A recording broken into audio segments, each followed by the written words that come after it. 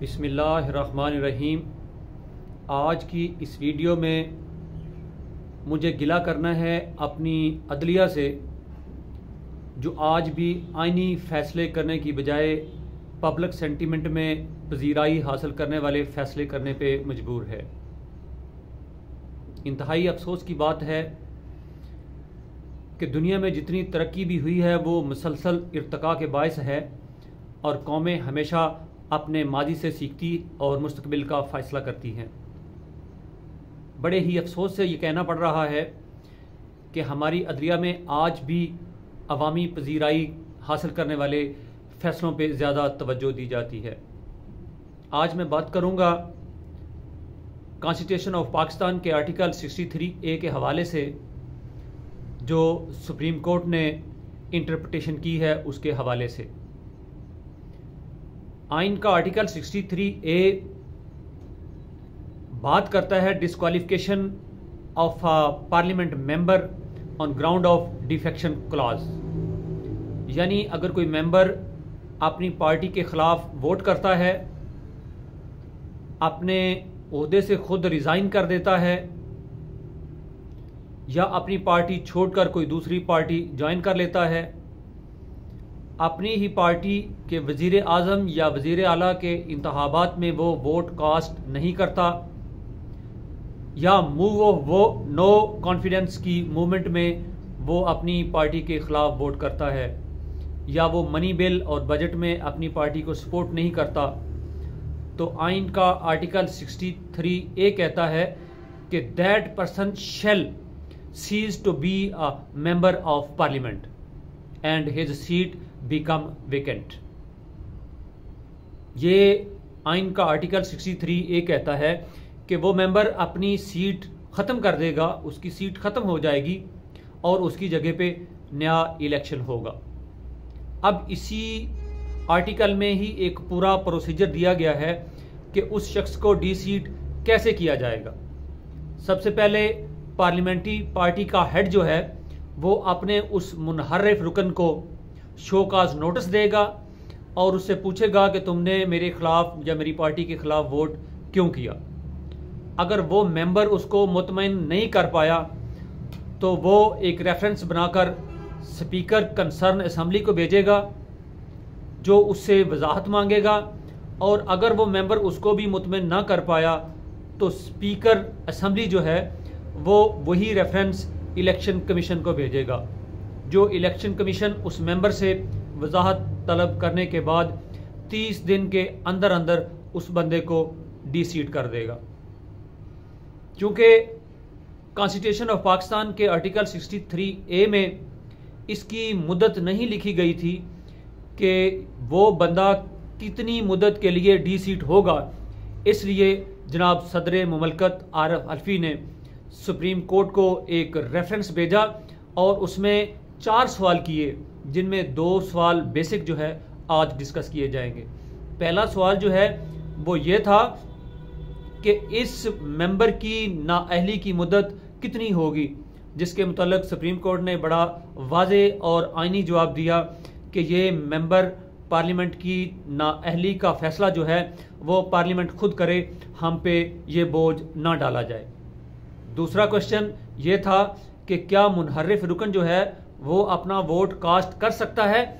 तो इसकी आइनी तशरीह जो सुप्रीम कोर्ट में आनी चाहिए थी वो आइन में दर्ज है कि हाँ वो वोट काउंट होगा, लेकिन वो शख्स वोट कास्ट करने के बाद according to the procedure of article 63A deseat करके पार्लियामेंट से बाहर निकाल दिया जाएगा। ये आइनी तशरीह थी, मगर हाय अफसोस कि मेरी प्यारी अदलिया ने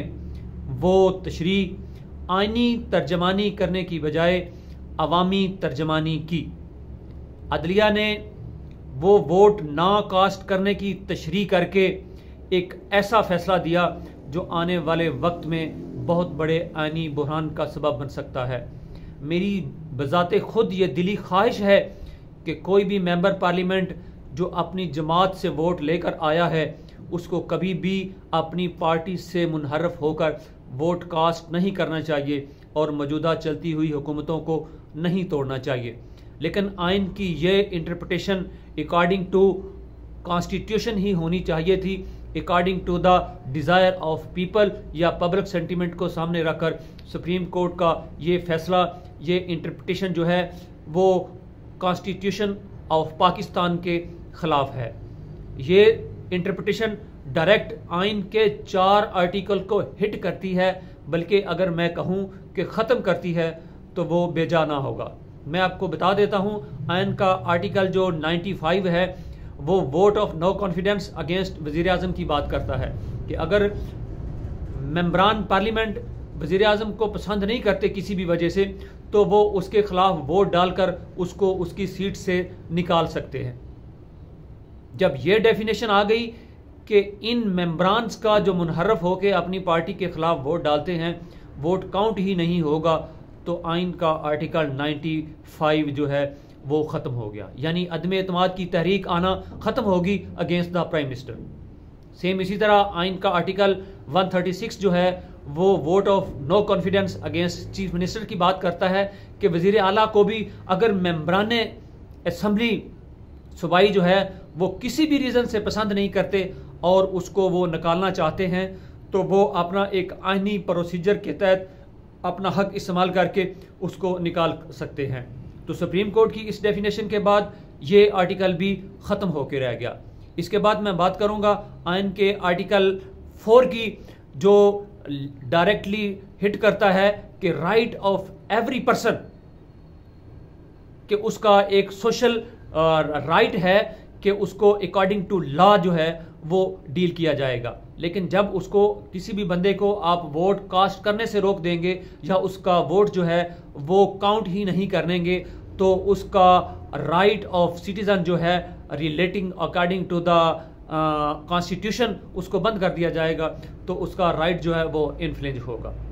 और चौथा जो है वो आइन का आर्टिकल जो 14 है, जो डिग्निटी ऑफ अ मैन के मुतालिक बात करता है कि इंसान की डिग्निटी जो है वो किसी भी तरीके से वो ख़त्म नहीं होनी चाहिए। आइन की ये जो इंटरप्रिटेशन सुप्रीम कोर्ट ने की है, ये इंटरप्रिटेशन ऑफ कॉन्स्टिट्यूशन नहीं है, बल्कि मेरी राय में ये री राइट ऑफ कॉन्स्टिट्यूशन है, जो कि सिर्फ़ और सिर्फ पार्लियामेंट का हक है। पार्लियामेंट से ये हक छीन कर किसी और बंदे को देना किसी भी तरीके से ना इंसाफ़ी होगी और उन तमाम मेंबरान कौमी असम्बली और सूबाई असम्बली के साथ बहुत ज़्यादती होगी जो 3-4 लाख लोगों का वोट लेकर वो असम्बली में पहुंचते हैं और उनके हाथ और पांव बांध कर जो है उन्हें पार्टी लीडर के सामने चित लटा दिया जाएगा कि आप इसकी मर्जी के खिलाफ नहीं जा सकते। किसी भी मेंबर पार्लियामेंट की जो ज़मीर की आवाज़ है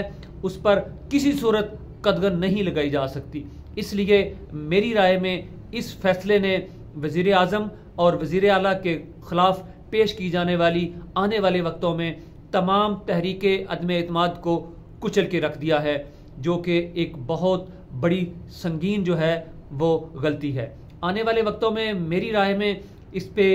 मज़ीद जो है वो बहस ज़रूर होगी, या तो इसको रिव्यू में लिया जाएगा या इसको पार्लियामेंट में जो है वो डिस्कस किया जाएगा या सुप्रीम कोर्ट के फुल बेंच से इसकी डेफिनेशन जो है वो मांगी जाएगी। उसकी रीज़न जो है वो मेरी नज़र में ये है कि कौमें मुसलसल इर्तिका से तरक्की करती हैं और आर्टिकल 63A जो है वो नून लीग ने, नवाज शरीफ ने बार बार हार्स ट्रेडिंग को रोकने के लिए कॉन्स्टिट्यूशन में जो है वो इसको ऐड किया था। 14वीं आइनी तरमीम के ज़रिए नवाज शरीफ ने ही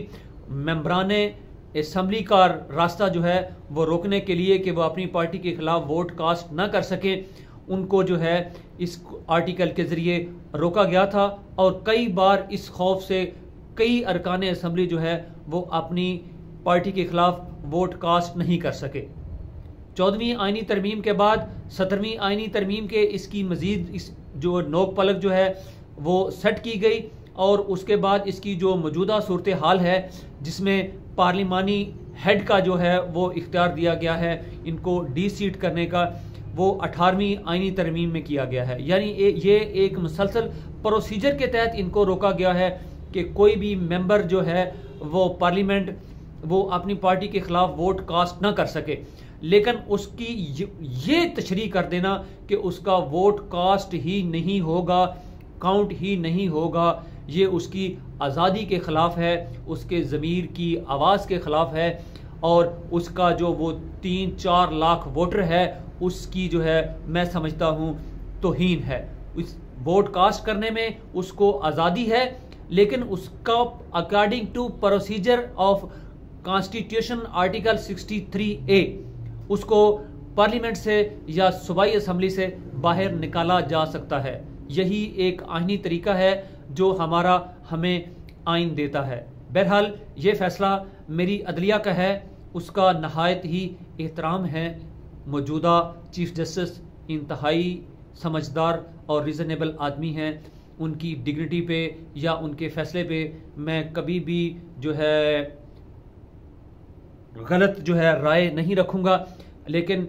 according to the constitution definition के हवाले से ये मेरी रिजर्वेशन जो हैं वो मौजूद हैं। मुझे अपनी अदलिया का फैसला मानना है, चूँकि आखिरकार ये मेरी अदलिया है। वस्सलाम, थैंक यू।